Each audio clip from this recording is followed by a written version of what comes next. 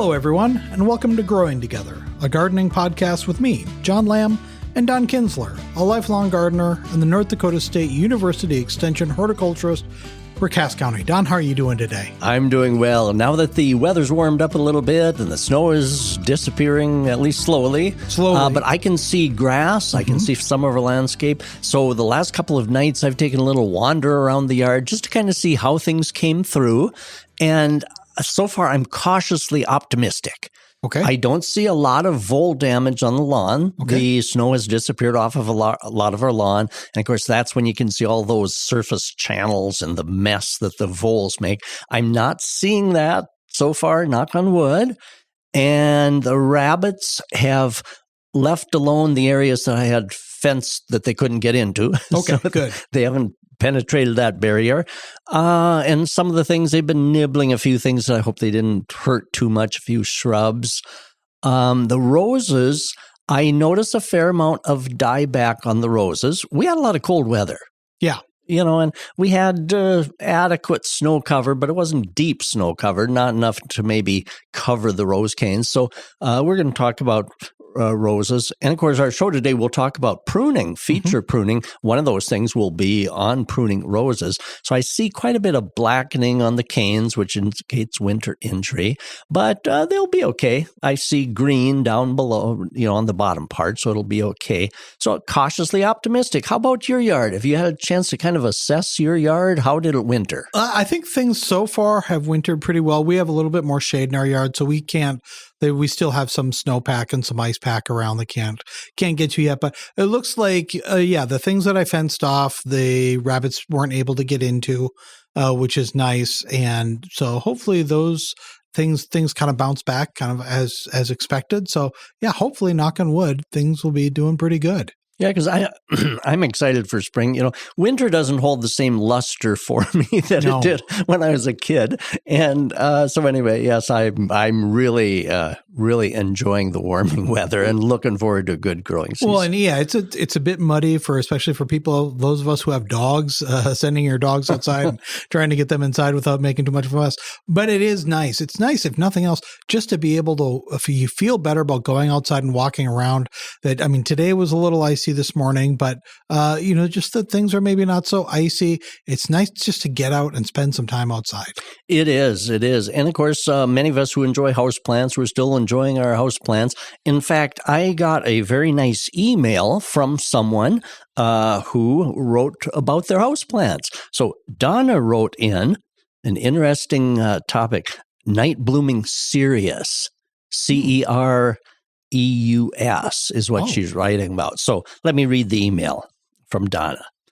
Good afternoon. A couple of years ago, I was gifted a cutting from a night blooming cereus. When I received the cuttings, there were just a few stems in the pot, and now it looks like this. And she sent a photo. There's the photo of it, John. The night blooming cereus, I'll kind of describe it quickly. It's in a pot fairly large. The plant kind of comes up and then the stems kind of droop and drape over the outside. And I suppose some of the longest ones maybe look like they're approaching 3 feet, 2.5 feet maybe. And maybe if you look at it, maybe it looks a little spindly. Well, anyway, then Donna continues. Now it looks like this in the photo. I was searching the web trying to find information on how to prune the plant. I found all sorts of different information, but nothing on how and when to prune. Are you able to provide some helpful information or advice? Thank you, from Donna. Well, now, the night blooming cereus, and it's a fascinating plant. Is it new to you? I've never heard of it. When I was a young student at NDSU in the tropical plant collection in the greenhouse, we had a night blooming cereus. And so, we have a serious situation on our hands here. And so now, when you look up night blooming cereus, CEREUS, you'll find that even the botanists call it an ugly plant. Because they tend to grow, they're kind of like if you picture a Christmas cactus, except long and kind of stringy and sprawly a little bit. It kind of has a structure, maybe kind of like that, but except that it doesn't look as pretty. But the night blooming cereus, like the name implies, blooms at night, only at night, and by daybreak, the blossom withers. So when the plant gets 3 to 5 years old, somewhere in that range, it can bloom.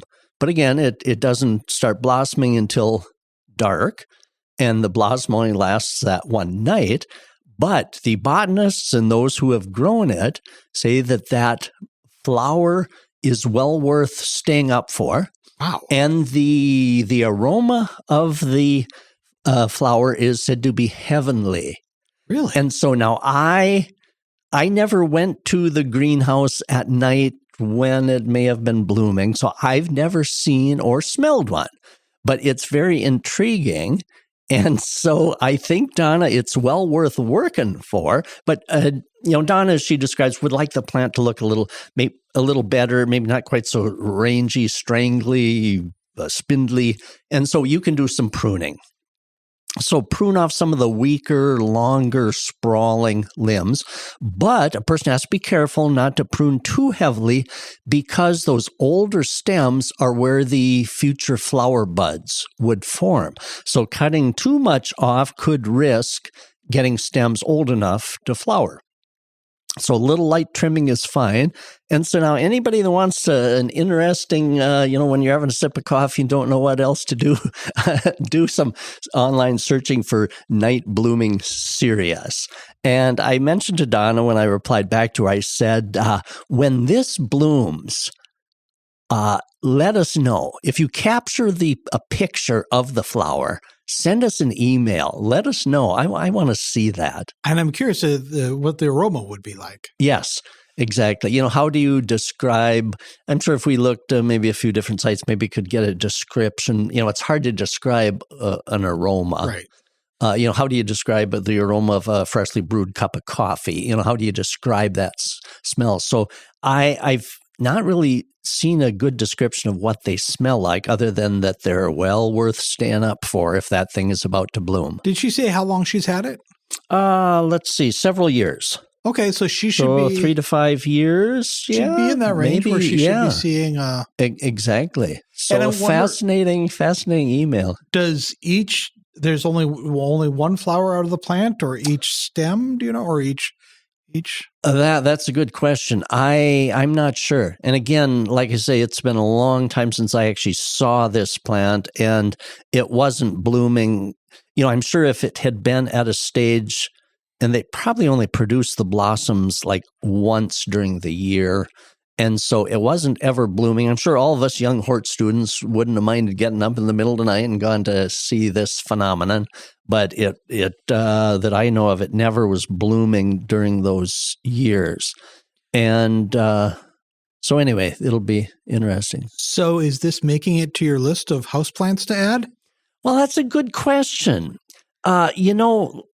Like I say, the botanists don't usually refer to plants as ugly. Right. And so that's kind of harsh for a botanist. Yes, exactly. And, I don't know. I'm undecided on that. I would love to get one to blossom. Yeah. But yet I'm not sure if I want to put up with the looks of it until I'm waiting. Well, and plus it's quite a time investment. You have to wait three or how about plus you? years. Does something like this? I don't think so. Yeah. Not for me.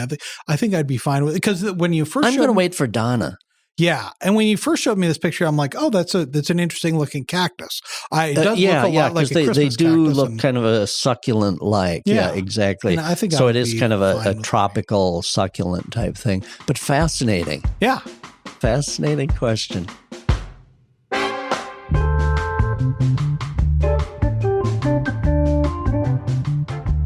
Well, let's move on to the topic of the show, which is something that you have much more firmer stances on, and that's pruning. Yes, I'm firmly behind gotta do pruning. But also not only that you've got to do it, but there's the right time and the right way to do it. Exactly. And we're coming up onto the wonderful pruning season, the wonderful opportunity here of pruning. And, pruning can seem a little daunting to many of us. I remember when I was a horticulture student and I worked for the apple breeder, and he sent us out into the orchard to prune. He kind of described, but I remember almost a fear because if you cut something off, there's no gluing it back on. And so I remember that kind of that hesitation of, oh boy, if I make a mistake, and not to age you, but this was the time before you could pull up your phone and look up on YouTube out in the field how to prune an apple tree. I've gotten lots of good information on how to do this and that and the other thing on YouTube, but no, that wasn't apple pruning in the 1970s. Wasn't that? That's for sure. So it is. I can understand the trepidation of many people on how do we actually go about this thing. Well, reasons for pruning: limiting the size of things. For example, if you've got a shrub beside a sidewalk and you need to limit the size of it so you can just walk around it or do snow blowing. So, and also when we talk about apple trees, limiting the size so they're easier to pick. So limiting size is important. And you can improve health and vigor. For example, roses. You can get them to flower better and more prolifically if you do pruning on those. And of course, anytime there's dead material, to get that out of the way so the good live growth can continue. And rejuvenating shrubs. An old overgrown dogwood can be totally rejuvenated with the right type of pruning. So good reasons to prune. And of course, pruning tools. Do you have some favorite pruning tools in your tool? Well, I've got handheld shears, for some smaller Gotta things. have good handheld shears. Yep. And which reminds me, it's probably time to start sharpening them. Yeah, and now those handheld shears are usually to prune pencil-sized diameter. Yep. Sometimes it's tempting to try to prune something larger, and then it can ruin the shear. So about pencil-sized diameter, and so then I've got other pruning tools. I've got the loppers, the long-handled loppers. The long-handled loppers. There's one that I use that's got just a flat edge on both sides, and I use that just more for cutting back. Oh, sure. But for pruning, I was told you want to find the one that's got the curved edge on both sides, and that will leave a sharper edge and better for pruning. Is that right? Yeah, exactly. They're kind of called a bypass type pruner, in which whether it's the handheld or the long-handled loppers, the bypass type has two blades that kind of bypass each other, and kind of more like a scissors, I guess. Yeah. And so they make a sharper cut. The other type of pruner is kind of an anvil type, in which one blade comes down on a kind of a hard anvil-like surface, but that tends to crush stems. And so if the long-handled lopper cuts the branches to about 1 inch in diameter, is kind of what they're tailor-made to do. And some of them could even go a little larger than 1 inch. Anything larger than 1 inch, a pruning saw. I've got a couple of those, pruning saw. Oh, and a long-handled pruning saw. A pole saw? Pole pruner. That's what I'm trying to say, John. Yeah. You know what I want to invest in this year is a battery-powered pole pruner. So like kind of a chainsaw then, right? Yeah, a little miniature chainsaw up on the end of a pole. Yeah. Right now, the pole pruner I have, you put it up there and it's got a saw, and you kind of try to saw. It seems kind of a little awkward to try to saw it. And then it also has a string. It has a kind of a jaw type cutter, and you pull the string, but if the branch is too big, it's awfully hard to cut it. Yeah. So I'm not totally satisfied with the pole pruner. I'd like the battery powered one. And it's interesting too, because I've tried to use those. I have used them with some success, but sometimes you get into a branch that maybe the angle's not right, or it's thicker than you thought. True. And you feel like you've got it stuck up there, and then you're really in a bind because you're pulling down with all your might, but sometimes you're up on a ladder, and so you really have to be careful. Exactly. And then, of course, the final tool is a hedge trimmer. So the electric type hedge trimmer, or the old-fashioned hedge shears. Yep. But I've got one of the electric hedge trimmers. Now, those are for hedges, as the name implies. And when we talk about trimming hedges, when we talk about trimming shrubs, the hedge trimmers really are not for trimming shrubs because trimming a shrub with a hedge trimmer, it kind of rounds it unnaturally, kind of makes this like almost like an unnatural basketball type. So it's more for shaping. For shape, yeah. If you work at Disney World and need to shape a shrub into the shape of Mickey Mouse, then the hedge trimmer works well. But anyway, so we do have some sections of actual formal hedges that we do use those shears for. And in pruning, generally, we're talking more about precision cuts, whereas opposed to the hedge trimmer, where you're just going along a line and everything that falls in that way is will be. That's a good way to put it, John. That with most pruning, including shrub type pruning, you're doing precision. Yep, you're not one shearing. Cut at a time. Yep, you're not shearing. You're doing a precision. And when we talk about shrub pruning, we can talk about how that precision pruning, you're kind of reducing the height of branches at varying angles, so it kind of maintains the shape. So I like that term, precision pruning. Well, let's take a quick little break, and when we come back, let's talk about when to prune.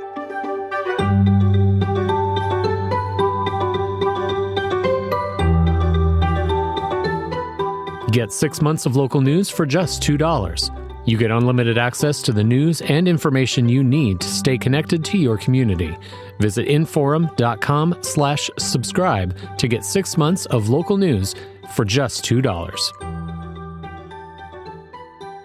All right, we're back, and this week we're talking about pruning, and we were just talking about the different kind of tools and that you'll need, and also why we do it. But let's talk about when to do it, because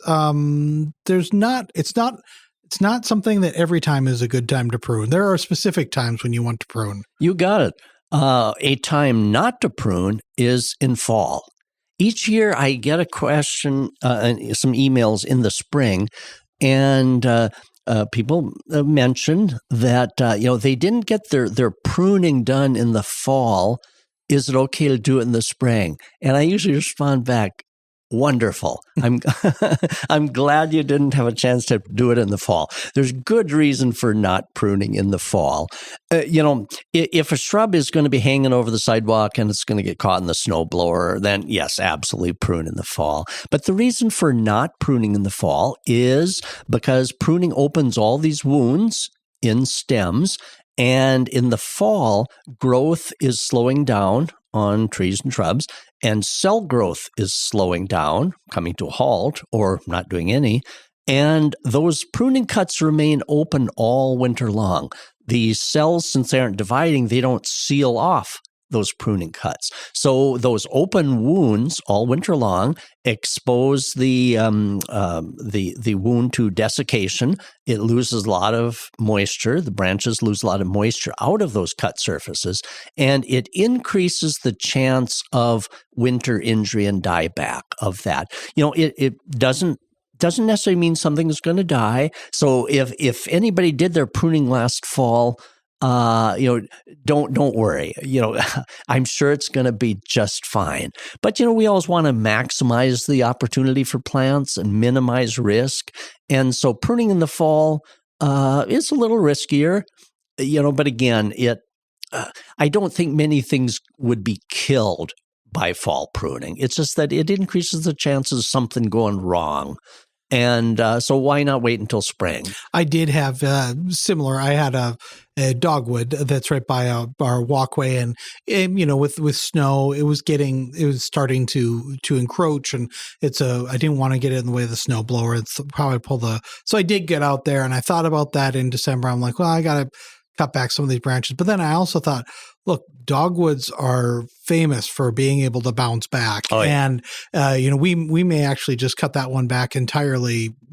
Dogwoods are a very forgiving plant is what I'm saying. They are, exactly. Hopefully when you do have to prune in winter, the plant that you're doing that on, the shrub that you're doing that on is similarly a forgiving plant. Exactly. So the preferred time to prune on most deciduous, that is leafy trees and shrubs, is in late winter after the worst of the winter weather and cold is likely past, but before things leaf out in spring. So the last half of March is a pretty good window, and into April pretty good timing. It's a little more comfortable outside to be outside doing some pruning. And so as long as you get most leafy type of trees and shrubs pruned before they start to leaf out. Apple trees are a little different. We're going to especially talk about apple trees a little later. But most trees, shrubs that are deciduous, just prune them before they start to leaf out. But wait until the coldest winter part is done, and then a person will be fine. And so again, to get them while they're still dormant is important. Now, there's kind of one exception on shrubs on the timing of pruning, and that is shrubs that bloom in very early spring. Okay, think about forsythia. Yep. The yellow flowers on forsythia come out before the leaves even come out. And lilacs, of course, they're blooming in May. And the flower buds on both of those types of things, lilacs and forsythia and a few other types of early spring bloomers, those buds are sitting on the twigs all winter long. They were formed last summer. And those flower buds are sitting on the twigs just waiting for the warm weather to come. And so if you prune in late winter, early spring, you're cutting off a lot of those flower buds. So on spring blooming things, lilac and forsythia, it's okay to wait until they're done blooming. So forsythia, you'd be waiting until sometime in May. Lilac should be waiting until probably more towards the end of May to do some pruning on those. And that's if you want to maintain this spring's flowers on there. If you don't care, it's probably easier on the shrub if you do it while it's dormant. It's interesting. A reason for doing these leafy trees and shrubs during the dormant season is if you wait until they leaf out, that tree or shrub has wasted some energy producing leaves that you just cut off. So why not do the pruning while they're still dormant and inactive? And then when they do leaf out, they'll put all the energy into the new growth. They won't be putting out a flush of growth, wasting energy on that, and you're just cutting that stuff off. But again, so lilacs and forsythia, you can wait until after they're done blooming if you want this year's bloom. If not, then just go ahead and prune. So that's the reason for when you see recommendations on lilac pruning, okay, that sometimes you'll see the recommendation wait until after it's done blooming. But that's only if you want to enjoy the bloom on that.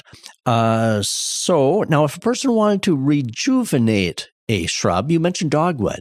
If a dogwood gets old and woody, the stems get kind of grayish brown and they lose that beautiful red color. The red color is most vibrant on the newer, younger branches and twigs. So a good way to rejuvenate most leafy type shrubs, including dogwood, is in early spring before they leaf out to cut them way back to 4 to 6 inches above ground level. I saw my mom do that when I was a kid. I saw her do that on a lilac. And I thought, oh my gosh, she killed it. And she knew what she was doing. That thing came back better than ever. An old kind of scraggly lilac turned into a beautiful, well-branched lilac again. And she did that on a honeysuckle too. So I saw it firsthand how useful that was. Potentillas, spireas, we mentioned lilacs, dogwoods, ninebarks can all be given a total new lease on life by just totally cutting back. Sometimes you'll see for rejuvenating a shrub, you'll see some recommendations to take a third of the branches off at near ground level every year for 3 years. Okay. So rather than doing the whole thing, just do a third of it. I like just in 1 year, prune it back. They bounce back beautifully, and I feel that they come back better. You have that established root system that totally pushes through. If you kind of do a third this year, a third next, it doesn't seem to have that same push forward. And so I'm just of the mind that just if you want to rejuvenate it, just rejuvenate it, and not kind of use the more timid approach. Although that can work too. And now evergreens, we should talk about evergreen shrubs and trees too. The timing on those is after they've started growth. So generally those, you wait until May and June for evergreens. So most deciduous, again, while they're dormant. Evergreen trees and shrubs pruned, well, they've kind of started some growth, May and June generally. How about hydrangeas? Oh, yeah, hydrangeas. That's a wonderful shrub that deserves a minute or so to talk specifically, specifically about, because hydrangeas have become so popular. And there's two different timings and methods on hydrangeas. So the Annabelle type of hydrangea, which has the big round white blossoms. Annabelle is one cultivar. There's a few others, Invincible and a few other. But again, the big round clusters of flowers. Those typically die back to a little above ground level each year. So the timing is to prune those in early spring, just before kind of the buds start to swell. And since the top part pretty much dies back, you prune those back to somewhere between 6 to 12 inches above ground level. And they bloom on the new wood that will be produced. So cutting them back like that, they have all this push and they bloom that same summer. And so customarily, that's what the timing on those is to do in early spring, but a severe cutback. The other type of hydrangea is the panicle type, which has the pyramidal-shaped flower clusters. Those don't die all the way back like that. So they are pruned like what I call a normal shrub. A normal shrub meaning most of the branches leaf forth in the spring. So the time... Like the old wood is, I think, the term that they use, right? Yeah, exactly. They bloom on the older wood, the wood that hangs around for year after year. And so the timing of those is, again, when they're dormant, late winter, early spring. About the only pruning that is needed on the panicle type hydrangea is the flower clusters tend to dry and hang on over winter. So if they didn't blow off over winter, you can, with your pruning shears, just go along, nip off the old flower clusters and maybe do a little bit of selective pruning if you need to shape it a little bit. They'll usually bloom fine even with no pruning. For example, if the Annabelle type with big round flower clusters, if those you left unpruned, you have all the dead stuff and then the new growth trying to push through the dead stuff because they just don't leaf out all the way up to the tips. So does that kind of help differentiate between the two types of hydrangeas? It should. And of course, the timing. Know your hydrangea. Know what you have. Sure, yeah. Once you know that, type, it's pretty exactly. easy. So yeah, I would say like if for us, we moved into a house, we didn't know what to do, but once we figured out we had an Annabelle in the back, we made a note of that, and so that we knew next year that we should cut it back in the spring. So yeah, it's always a good thing. Just know what you've got, and not all hydrangeas are the same. Exactly. And I mentioned roses kind of at the start too. Yeah. So now roses, roses bloom so much better with pruning. And again, it's important to know what type of rose you have, same as you mentioned with the hydrangeas. But the roses, of course, they differ greatly in winter hardiness. So your pruning kind of has to depend a little bit on how winter hardy your rose is. But generally, all roses benefit and need heavy pruning. When I say heavy pruning, a rose bush should probably be cut back by about 2/3, removing about 2/3 of it, which in practicality means cutting it back to about 12 to 18 inches above ground level on most of these. Now, some of the rose types will die back over winter injury farther down than that. So when I took a walk around our yard, and I have Canadian winter hardy roses, but they still had branch dieback. And it's very easy to tell what died back on roses because the dead part of the cane is brownish black.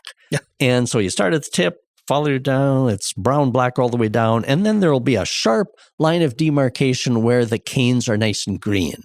So the dead part. There's no resurrecting dead Right. cane from the dead, and so that has to come off. So I start with that when I prune, and of course the timing of roses is before they start leafing out. And so I, with my big long handled loppers and my leather welding gloves, because I don't like my arms all pricked and bloody with Thorns. rose thorns.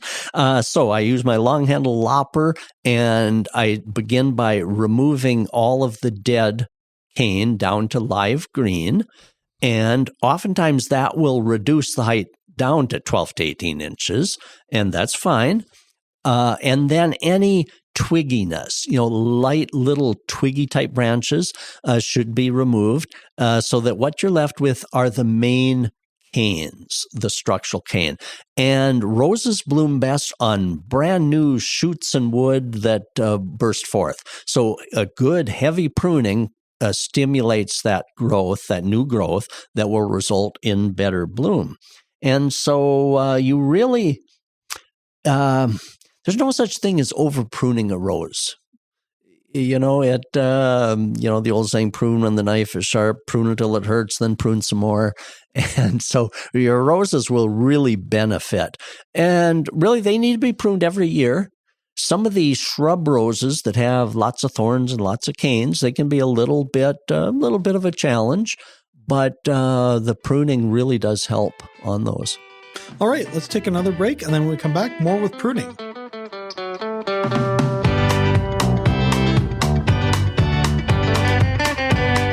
If you're loving this podcast, be sure to check out our full lineup. From news and local politics to sports and true crime, find your next great listen right now at inforum.com/podcasts. That's inforum.com/podcasts. All right, we're back, and this week we're talking about pruning, and we just talked about roses, hydrangeas, shrubs. Let's move into trees, especially shade trees. Yes, and of course, shade trees, once a tree is big and established, there's really not much need to do pruning unless it has developed some sucker shoots at the bottom. Certain types of trees, like basswood, lindens, like to send up these right out of the ground level around the base of the trunk, these sucker sprouts. And of course, they should always be pruned out, and get them while they're young. If you get them while you're young, you can almost by hand just bend them down and kind of snap them off. Or if not, then prune them out. But they can make a kind of a bush type shrub out of what's supposed to be a tree. And plus they look really, really bad. So suckers need to come off on an established tree. But mostly with shade trees, we're shaping the young trees, the first maybe 10 years or so after they're planted. And the first couple of years, really, there shouldn't be a whole lot of pruning done. So sometimes you think, well, some of the lower branches, eventually maybe I need to get those for mowing or something. But the side branches, when a tree is young, those side branches are still feeding the tree. So you'll get a quicker rate of growth if you leave the side branches on. But if there's going to be some branches that are going to be low and you just think, well, boy, that branch someday that's going to be knocking me in the head when I'm trying to mow. So leave them on, but remove them before they get an inch in diameter. Okay. Removing those lower branches that are going to be in the way. The bigger the wound, the harder they are to heal. And so prune those off before they get about an inch. I should mention, when you're pruning tree branches, whether they're big or whether they're a little smaller, so if you're removing some of those side branches back to the main trunk, it's very important the point at which you cut. I should back up a little bit. When you're pruning a shrub, you prune back to where there's a bud or something along the twig. Aim for those right above a bud. Okay. If you're and you want to save that bud on the save tree. the bud. You Yep. So prune back just outside of a bud. Yep. The idea is not to leave bare stubs. Okay. And so now when you're pruning trees, this is very important. So if you're pruning a low branch that is going to whack you in the head, okay, so you're pruning that branch all the way back to the main trunk. if you look at the junction between that branch and the main trunk, there's a little circle, a raised circle there called that branch collar. And in that collar are the cells and the tissue that will close off that wound. So the proper spot to prune is just outside of that ring of tissue, just outside that branch collar. Now, if you go too far out, you've left a stub, and that stub is where disease can enter and kill the tree. If you prune too close, you've gone too flush. And so if you prune too flush, you've cut away that little ring of tissue, the branch collar, and you've ruined the tissue that will close that up. So it'll create a bigger wound in. So if you can kind of mentally picture and sometimes look at a younger type tree and notice that branch collar where that branch meets the main trunk. And we stay just outside of that. And so if it's smaller kind of twigs that you're cutting back, always cut back to a bud or an adjoining branch so that you never leave a dead, empty stub. Those are some of the main points at which disease organisms can enter.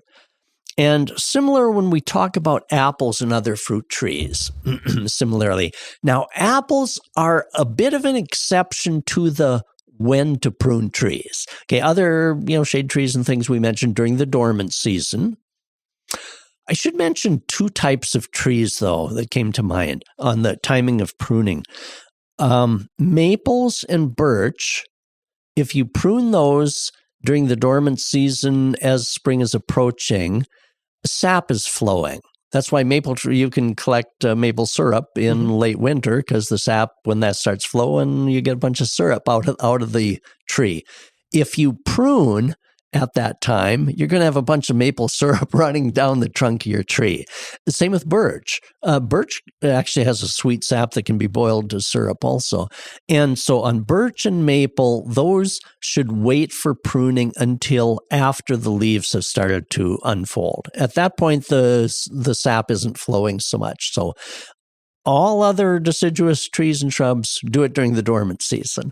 Maples and birch, wait until after they leaf out. And now, getting back to the apples. On apple trees, the quicker that an apple pruning wound can be closed off, the less chance that disease organisms will enter. And one of the most serious disease organisms in our area is a fungus called black rot. Not black knot that attacks choke cherries and Canada red cherries, okay, but black rot. For example, at the Carrington Research Station in Carrington, North Dakota, they had a Honeycrisp apple orchard that was only 17 years old, bearing beautifully. Black rot fungus got into the pruning wounds and some of the wounds on the trees, and it killed the trees. So they only lasted 17 years. And care of the trees had been good. But because of that and the frequency of this black rot fungus, we've kind of rethought the pruning timing. The long-standing pruning recommendation for apples was do it in the wintertime before they leaf out. If any fire blight, which is another disease, if any fire blight is present on an apple tree, yes, then the dormant season is the time to do that.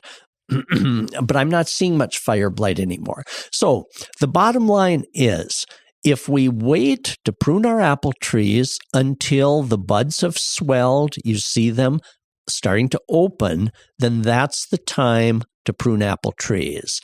And at least that is the plant pathologists that I put a lot of faith into that have studied this are recommending that as the timing. So as the buds are just starting to open and the leaves are unfurling, that has signaled that the tree is waking up, the cells are starting to divide, and the pruning cuts will get sealed over and healed by these dividing cells. And so the quicker you can get those cells to close up that pruning wound, the less chance of this black rot fungus from entering your pruning wounds. So you have that little bit of a window. which is probably in sometime, depending on the year, sometime late April in through the first part of May or so, would be a window on that. And for apple trees, there's lots to prune in apple trees. Again, there's almost no chance of over pruning an apple tree. Usually we're too hesitant. So things that we prune out, for a young apple tree that is maybe its first, 7, 8, 10 years or less, it's important to shape the tree. And the shape of an apple tree should be a pyramid where the lower branches are wider than the upper branches. The reason for that is flowers and fruit form on apple trees where they get the most sunshine. And if you do no pruning on an apple tree, you can just plant an apple tree and let it go. But in time, it becomes this great big rounded glob, and all the good fruit is on the outer perimeter because that's where the sunshine is forming. So we can break that habit by creating this pyramidal shape where the lower branches are the widest and tapering up to the top. Then the lower branches will get more sunshine. More sunshine will cause more flowers to form. The flowers will yield fruit. So the fruit will be much lower and easier for us to pick. So if you start when the tree is young and shape it into that shape, and then also when the central leader gets to about 10 to 12 inches, nip that off so that it maintains a height that's easier for picking or on a very short step ladder to be able to get up and pick. I would suppose that it's true that there's a benefit to that pyramidal shape in that you don't want, like you're saying, if you have something that's rounded and you have the potential then for a lot of weight at the top of the tree to really come bearing down if they're harder to pick, if those apples are harder to pick because your tree gets too tall, then that just damages the tree. Exactly. It has a split the tree apart. Yeah. Exactly. And, what about if a person has an older tree that maybe hasn't had a lot of pruning and everything is, all the fruit are being formed up at the outer top? Is there something we can do? And yes, over a 3 to 5 year period, gradually try to bring it into that shape. Might take a pole pruner to bring it into that shape where you leave the lower branches wider and then start trying to taper it upward. Again, it may take 3 or 5 years. You shouldn't remove any more than maybe 25% of the bulk of that tree in any 1 year on an older apple tree. But that's going to increase the fruit production remarkably. Other things that we prune, especially as a tree ages, they're called water sprouts. On the main branches, the kind of scaffold branches coming out of the trunk, the main branches oftentimes have these kind of vertical shoots that come up off the main branches. And it's the type of thing when you're looking at the apple tree, you'll say, oh, yeah, I see. Those are called the water sprouts. They don't produce fruit, but they just make a big tangle in there. So removing those back at the point of origin, and then any crisscrossing branches, prune out some of those and just decrease the bulk of the tree. Again, just go in and kind of start pruning at crisscrossing branches, these water sprouts. That will open the tree up to more sunshine, more air. You'll get better fruit production. They say you should be able to take a football and throw it through the tree and not hit a branch. So just to open it up. And again, a person is not going to kill that tree by over pruning. Usually we're too timid on that.